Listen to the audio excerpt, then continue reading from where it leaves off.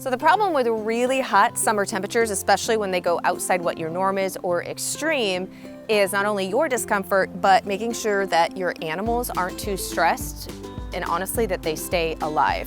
So this past weekend, we had an extreme heat wave here in the Pacific Northwest where we were 120 degrees Fahrenheit at 3:30 in the afternoon here on our farm.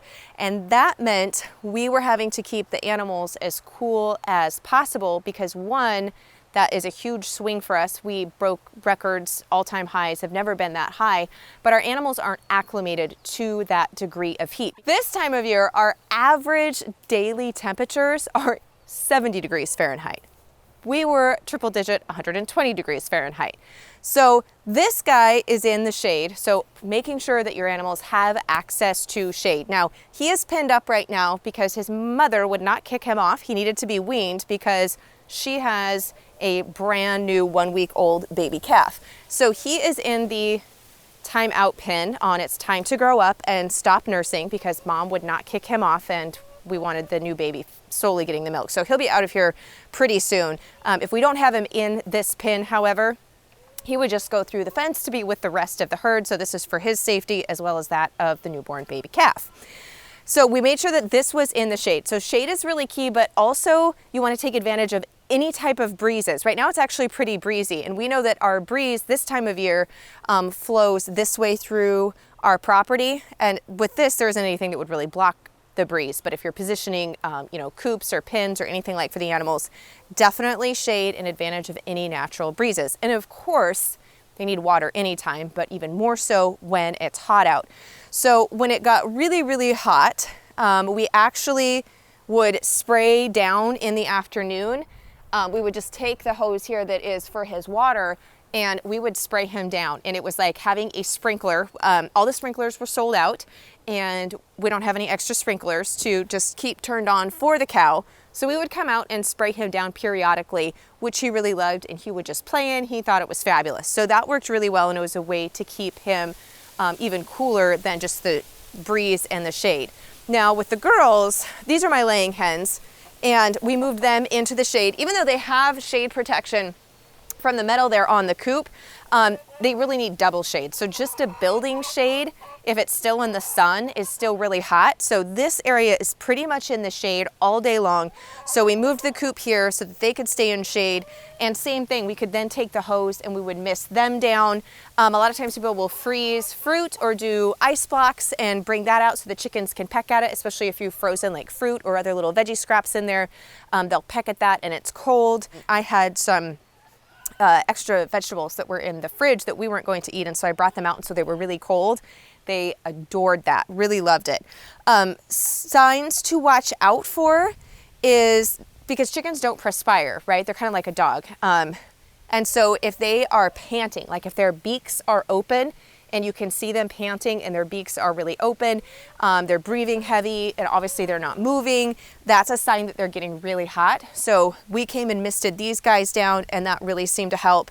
I didn't get any additional eggs because anytime they're really stressed with high heat like that or any type of big fluctuation like that, they usually will stop laying for a few days. But we're now on the downside. We're only supposed to be like in the 80s today, which feels really cold compared to that 120.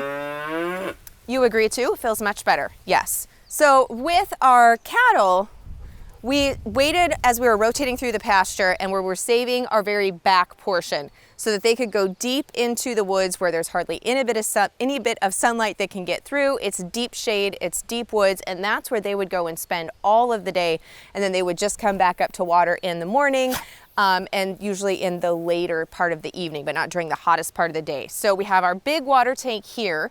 And normally we would put our smaller waterers out where we were rotating them, but I only have so much hose. So I have more hose on order, but we felt it was more important than keeping them off the pasture they'd just been rotated on as far as our pasture rotation that we're doing now, but that they have access to a bunch of cool water. And we actually put automatic waterers on so that at no time would this get drained or be a little bit that it would automatically just fill up as they were drinking it. So always having access to the cold water. And so they actually did really well. They, instinctively could figure out where the coolest part was. The grass was cooler down there, obviously, and so they did really well just doing that. We didn't have to do anything with them. We didn't have to miss them because they were out in the open, but in the deep part of the woods, which sounds weird. But if they were just in barns or even a hot pasture without any area for shade, then we would definitely have to be misting them. But they probably required the least amount of care of all the livestock during that heat spell. Now with the baby meat birds, when we had those really high temps, actually it was a blessing that they were smaller and just a few day old chicks, because they naturally need the higher temp. So 95 degrees Fahrenheit is what baby chicks, when they're the first week of birth, since they hatch, I should say, they need in order, because that's the temperature that they would have underneath the mama hen. And of course, these guys don't have that. But 120 degrees Fahrenheit is way beyond 95 degrees. And so they did start to get stressed from that. So a couple of things that we did is I put some apple cider vinegar and molasses in their water, which I normally don't do except the very first day that we get them. We get them in the mail, so they get a little bit stressed. But I did that so that they would have the extra bit of glucose from the black stalk molasses. They were getting extra minerals because when we're really hot, they can't sweat. But as humans, we want to make sure that we're replacing those minerals, etc. And with it being those really hot temps like that, the apple cider vinegar will also help. It keeps things a little more on the acidic side. I didn't do it in the metal water, I should say, because we wouldn't want to mix vinegar with metal. It would leach things out. But in the plastic one I did, and that's going to help keep some of the bacteria at bay, because obviously the hotter you are, the faster the bacteria would be breeding. So I did that. And then we also misted them down. Now we only did that when we saw signs of them beginning to pant. Same thing, mouths, little beaks open, and they were panting. They really weren't moving around very much. And so I did a really fine mist on them, just a little bit on them, but it was more to get the ground cool too where they were at, because even though this was in double shade, it was still getting really hot. In fact, with those temps, our lawn, which you can still see is pretty green, surprisingly, we couldn't walk barefoot on the green grass. It was literally burning the bottoms of your feet. Now, they were in shade, so it wasn't that hot, but the ground itself was really warm. So we misted them down as well as the ground. I did end up losing 2, but out of 55 birds, I actually was pretty pleased that we only had a loss of 2. I am actually shocked that it wasn't more, and very grateful that it wasn't. Now, with the dogs, however, I should say dog. Sometimes he feels like having multiple because he can be a bit of a handful, but he doesn't handle heat well anyways. Obviously he's all black, and we did take him swimming. We have a slough and a river not too far from us, so we did go down there, but because it was so hot, abnormally hot, we had a lot of snow melt. And so our sloughs and our creeks and our rivers were exceptionally high and got really, really swift by the day that it was the hottest. And so he was trying to swim against the current, and he was literally standing still. And he is a big dog, and he's a very good swimmer. He loves to swim, and he loves the water. So instead, and so that I didn't have to, I shouldn't say it was my husband and the kids more so than me. We're taking him swimming. We got him his own little wading pool at home, so that he could just come in here, he could cool his paws off, he could lay down. There's plenty of dog hair in there. And so we just kept filling this with cold water because it was so hot and this is so small. This surprisingly would heat up pretty quick. So we would add fresh water to that. And he spent most of his time either in the deep shade over there from the grape arbor, and then he would come and splash around in here and cool off. So this worked really well. I know some people will put like pools, like take little kiddie pools and put them in their coops so that like the chickens and the different animals like that can go in and lay down. We were only able to get one, and so that went to the dog, and the chickens did pretty good. So mainly, obviously, shade and water. I mean, I know that those are 2 like very obvious things, but then misting them down, we found to be really key when it got that hot here.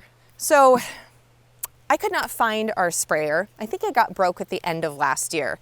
So during those hot temps, I was actually just putting my thumb over the hose and trying to keep it as fine mist as possible. So some of the birds got a nice fine mist, other ones got a little bit more of a heavy drenching. So I was able to go and get another good night, nozzle. That is the word I'm looking for. I think that heat got to me, guys. There's a little bit of residual effect. And I really like the cone spray on this one. The mist one itself, I didn't feel like was carrying enough because see, like in the breeze especially, that's kind of like ineffective to do a large space at one time. But the cone one worked really well. So having one of those to spray things down, highly recommend. I saw also where some people had taken sections of like soaker hose if they couldn't, because all that stuff was sold out around here. But they took a section of a soaker hose and they rigged it up above in their barns for their cows, and then the soaker hose would kind of drip down. So it wasn't quite the same thing as a misting action, but if you couldn't get a sprinkler and stand there and spray them all day long, it was actually, I thought that was a really clever idea. I saw it on Facebook. I think it was more like someone was sharing someone else's video. I don't know the original source, but I thought it was a great idea and a great resource to have on hand, or thought if you needed it. Now, this was on keeping your livestock cool, but let me tell you, when it's that hot out, you need to be able to keep yourself and your house cool, especially if you don't have air conditioning, which we don't. So make sure you go and check out that video as well.